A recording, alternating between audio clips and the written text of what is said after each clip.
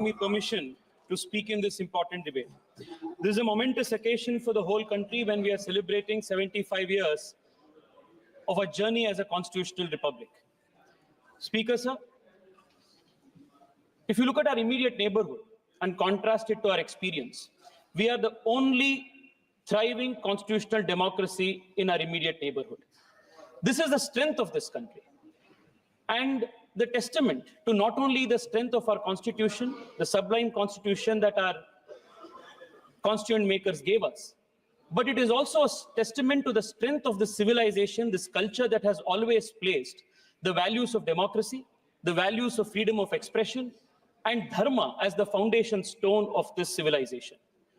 Baba Saheb Ambedkar, who played the pivotal role in drafting of this constitution, also acknowledged and appreciated the value of the civilizational culture in democracy and strengthening the democracy in this country. I would only want to take two lines from his very interesting quote. Baba Saheb Ambedkar expounds on how the Upanishadic principles of Aham Brahmasmi and Tattvamasi form the foundation, the theoretical foundation, the philosophical foundation of democracy. He says, if all persons are parts of Brahma, then all are equal and all must enjoy the same liberty, which is what democracy means. Looked at from this point of view, there cannot be a slightest doubt that no doctrine could furnish a stronger foundation for democracy than the doctrine of Brahma. He also further goes and says, when Western students of democracy have spread the belief that democracy has stemmed either from Christianity or from Plato, and that there is no other source of inspiration for democracy. If they had known that India too had developed the doctrine of Brahmism, which furnishes a better foundation for democracy, they would not have been so dogmatic. India too must be admitted to have made towards a contribution towards a theoretical foundation for democracy. This is what Baba Saheb Ambedkar says. It was on this very philosophy that Prime Minister Narendra Modi has declared to the world that India is the mother of democracy. That is the strength of from where we derive that's the philosophical foundation from where we derive the strength for our constitution.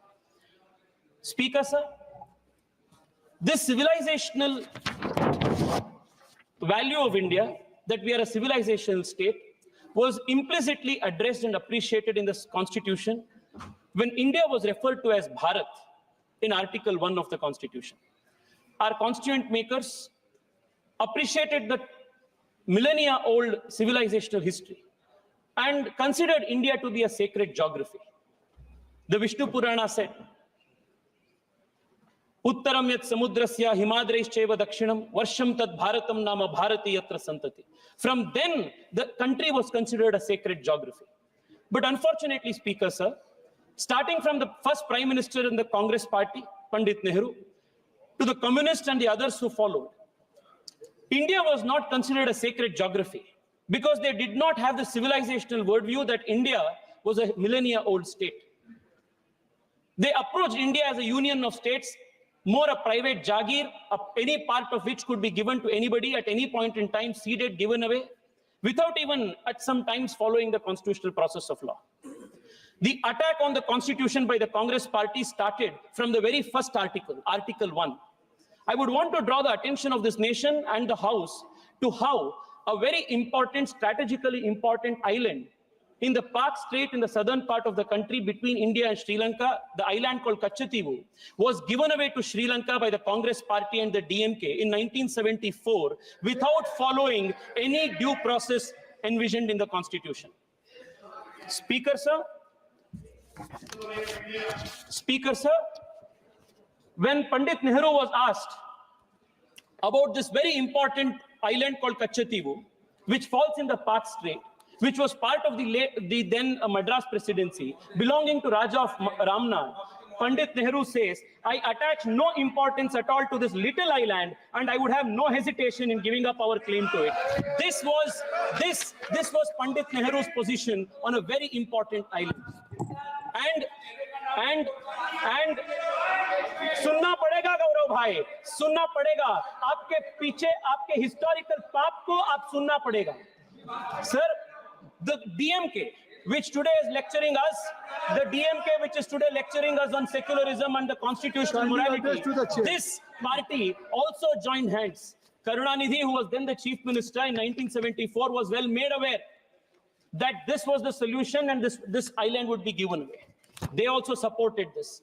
And in 1974, without bringing an amendment to the constitution, because Article 1 and Article 3 of the constitution mandates that if there is any change in the territory of India, that has to be brought before the parliament. Nothing was done. Parliament was not taken into confidence. Article 1, Article 3 was not amended. Nothing was done. By a mere executive action, a very important island belonging to India was given away for political reasons by the Congress party. Sir, this was not the first instance. Lot was spoken about the basic structure of the constitution. Parliamentary sovereignty and sovereignty of India is one of the founding principles of the nation. But the Congress party, not just in the instance of Kachativu, but even in the instance of Aksai Chin with respect to China, and more recently it was learned that the UPA government was ready to even give away Siachen to Pakistan. This is their commitment to territorial integrity of this country. This is the difference between one view which considers India to be a civilizational state, a sacred geography, and between one whose leader of opposition, even when he goes abroad, says India is not a nation but is a union of states. Contrast this view to what Atal Bihari Vajpayee's position was. ये अर्पण की भूमि है, ये तर्पण की भूमि है, इसका कंकर कंकर शंकर है, इसका बिंदु बिंदु गंगा जल है. This is the difference between the BJP, which is the protector of the constitution, protector of our territorial integrity, and other political parties like the Congress, which considers India not as a civilizational state, not as a nation, but as a mere hodgepodge union of states. This is an attack on the constitution, Adhyakshi. Adhyakshi, it is this difference in the philosophy of approaching the nation and the constitution that resulted in the Congress party and its successive dynastic prime ministers attacking not just the constitution, but the very soul of this country. The forcible insertion of socialist and secular in the Indian constitution during the 42nd Amendment was not the first attempt at introducing these two ideas in the constitution and making the constitution rigid. Even during the Constituent Assembly debates, a proposal was made to add socialist and secular into the country's preamble and the constitution. And this was categorically rejected by Baba Saheb Ambedkar. And the reason why Baba Saheb Ambedkar rejected this is very telling. Baba Saheb Ambedkar, while rejecting the proposal to add socialist and secular, makes this very important observation. He says the constitution is merely a mechanism for the purpose of regulating the work of the various organs of the state.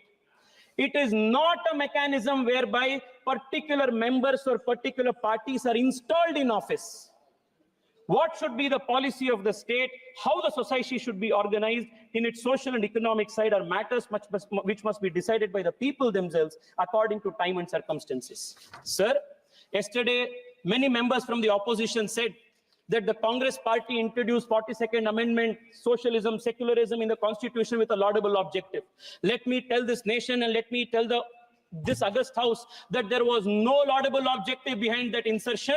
The only objective was to create a monopoly in politics, monopoly for the dynasty in politics, and monopoly in the economy, so that there will be no challenge to the Congress party's first family. This is exactly what Baba Saheb Ambedkar wanted to oppose. The idea was that by bringing socialism, by saying that there is going to be only one type of form of government, only one type of party, all type of competition was killed in the politics. Dynasty rule was perpetuated. And the idea was that politics would be controlled by the dynasty's monopoly, and the economy in turn would be controlled by the state's monopoly. This vicious cycle, Speaker sir, kept the country poor, kept the country hungry, and kept the country backward. The cost for this thrusting of socialism only to keep the country poor and to perpetuate the dynasty's stranglehold on the country's politics, cost the nation dear. In a paper titled The Price of Socialism, noted economist Swaminathan Iyer says that millions of children, let me read it out, Speaker, sir, that 14.5 million children would have survived, 261 million more Indians would have become literate, and 109 million more people would have risen from poverty line had we not approached our economy with this dogmatic approach. This, Speaker, sir, has been the contribution of the Congress party. Yesterday, there was a question of Arthik Nyay. I want to tell you what Arthik Nyay the country saw under economic justice, the Congress saw under the country saw under the Congress party. Until Prime Minister Narendra Modi came, a large swaths of this country, a large population of this country did not have access to toilets. This was the kind of economic justice they had given. Close to 80% of the country's villages did not have access to electricity, and they speak of economic justice. Close to 50 crore people in this country did not have access to bank accounts, and they speak of economic justice. मैं आपको बताना चाहता हूं, नरेंद्र मोदी जी आने के बाद पहली बार देश के गरीब को आर्थिक न्याय मिला है और संवैधानिक रूप से वो मिला। अध्यक्ष जी, because Baba Saheb Ambedkar was such a staunch opponent of this Congress style of politics, Pandit Nehru declared Baba Saheb Ambedkar to be his enemy number one politically. And today, Speaker, sir, I heard my opponents from the Communist Party.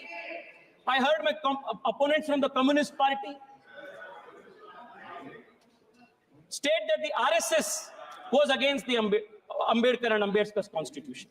There cannot be anything farther from truth than that assertion. Sir, not once, but 2 times, Baba Saheb Ambedkar's electoral chances was thwarted by the Congress and the Communists working together. And Savitri Ambedkar, in her book, Reminiscences of My Life with Ambedkar, notes that S.A. Dange, upon the instructions of Pandit Nehru, worked overtime to defeat Ambedkar in both the by-elections. Make it brief. Speaker, sir, I want to remind the nation that when Congress and the Communists were trying to defeat Ambedkar, when the Communist leader S.A. Dange gave the slogan, "Let your vote go waste, but do not make Ambedkar win," it was an RSS Pracharak Dattopan Thengdi who was working to make Ambedkar win in the election as his election agent. These historical truths have to be brought in.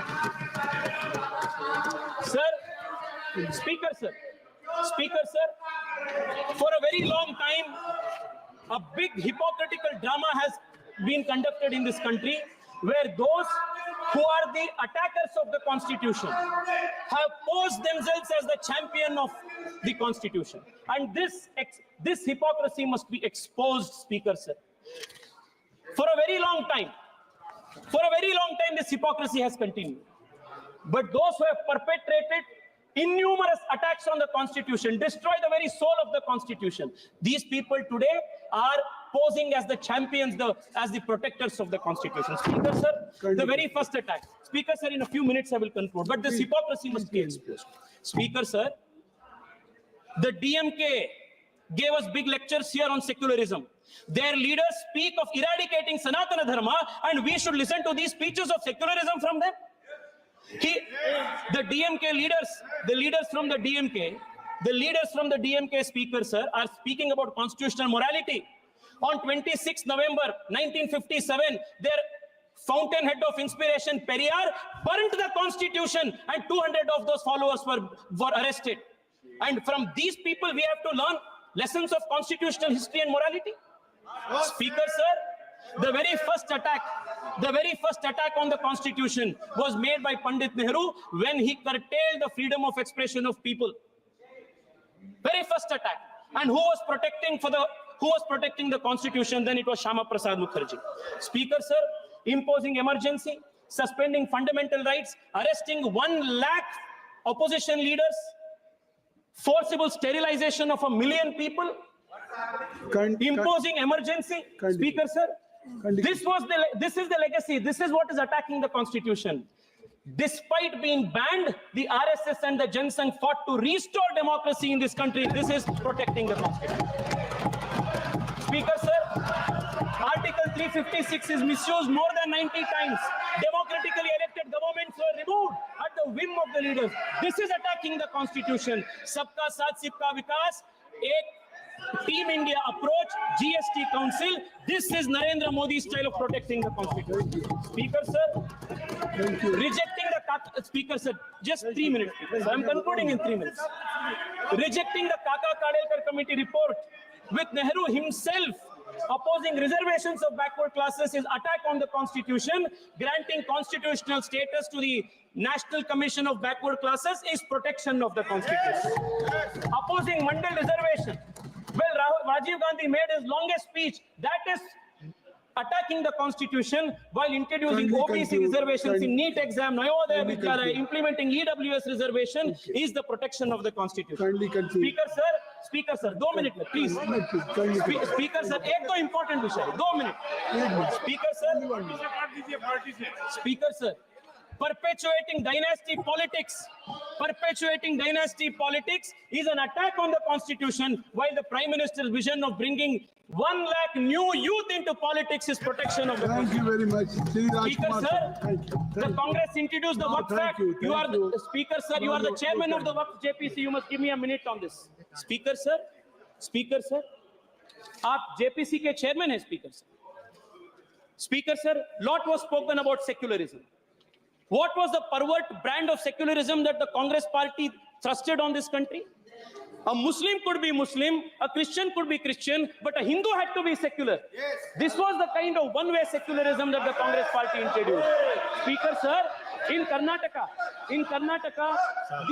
the place called Anubhava Mantapa, which is Speaker sir, Anubhava Mantapa, the place of Basavanna, where Basavanna showed the principles of democracy, the philosophy of democracy. That is under Waqf occupation today because of the Congress party enabling legislation. Speaker sir, I only want to conclude by saying this. Speaker,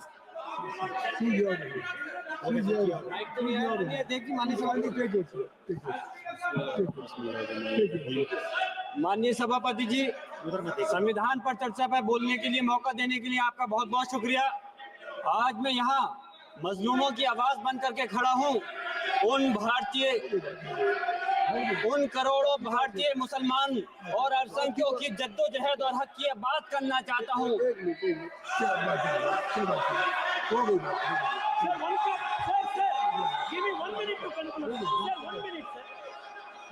sir, मैं अब ये आवाज आप 1 minute लीजिए, conclude करने के माननीय सभापति जी, मैं आपका बहुत बहुत शुक्रिया अदा करता हूं। We have fought to restore democracy when you imposed emergency. We fought to send Ambedkar to parliament when you conspired to defeat him.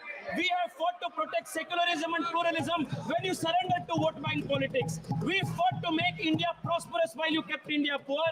We fought for Ek Bharat Shresth Bharat while you supported Tukde of Bharat. We are the party that is standing against your Soros army that is trying to destabilize India. We are committed to protecting the constitution. बहुत बहुत शुक्रिया माननीय सभापति जी।